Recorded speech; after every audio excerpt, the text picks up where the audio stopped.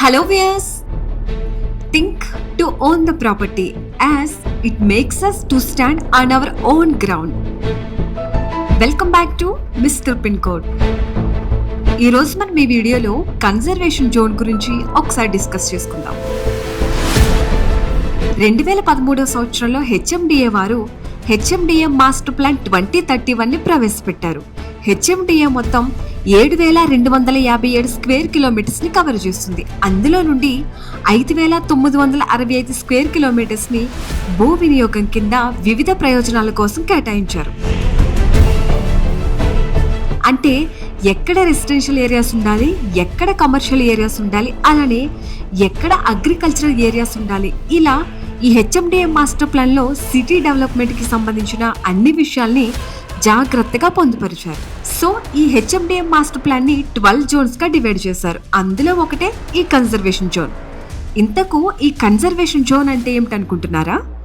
Agriculture, అలానే agriculture కి సంబంధించిన యాక్టివిటీస్ కి మాత్రమే ఉపయోగించే జోన్ ని కన్జర్వేషన్ జోన్ అంటారు. ఈ జోన్ లో ఈ రెండిటికి తప్ప మిగతా వాటికి పర్మిషన్స్ ఉండవు. అయితే ఓవరాల్ హెచ్ఎండిఏ విస్తీర్ణంలో 40% ఏరియాని కన్జర్వేషన్ జోన్ గా పరిగణిస్తారు. హెచ్ఎండిఏ అప్రాక్సిమేట్ గా 7,257 స్క్వేర్ కిలోమీటర్స్ ని కవర్ చేస్తుంది. అయితే ఇందులో 2,421 స్క్వేర్ కిలోమీటర్స్ విస్తీర్ణంలో ఈ కన్జర్వేషన్ జోన్ ఉంది. మిగతా జోన్స్ లా కాకుండా ఈ కన్జర్వేషన్ జోన్ అనేది సిటీకి అన్ని వైపులా స్ప్రెడ్ అయి ఉంటుంది.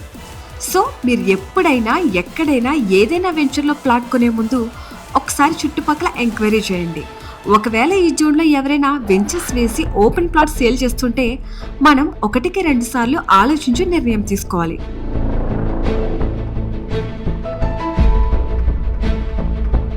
ఎందుకంటే గవర్నమెంట్ నుండి ఈ కన్జర్వేషన్ జోన్లో ఉన్న లేఅవుట్స్కి, వెంచర్స్కి డిటిసిపి హెచ్ఎండిఏ పర్మిషన్స్ ఏమీ రావు. మీ ప్రాపర్టీని మా ద్వారా ప్రమోట్ చేయాలనుకున్నా, లేదా హైదరాబాద్లో ప్రాపర్టీకి సంబంధించిన ఎంక్వైరీ లేదా అడ్వైస్ కోసం మన మిస్టర్ పిన్ కోడ్ టీమ్తో మాట్లాడటానికి మీరు స్క్రీన్ పైన చూపిస్తున్న నంబర్కి వెంటనే కాల్ చేయండి. ఈ వీడియో కనుక నచ్చినట్లయితే లైక్ చేయండి, షేర్ చేయండి. మరిన్ని అప్డేట్స్ కోసం మన మిస్టర్ పిన్ కోడ్ ఛానల్ని సబ్స్క్రైబ్ చేసుకోండి. Thank you.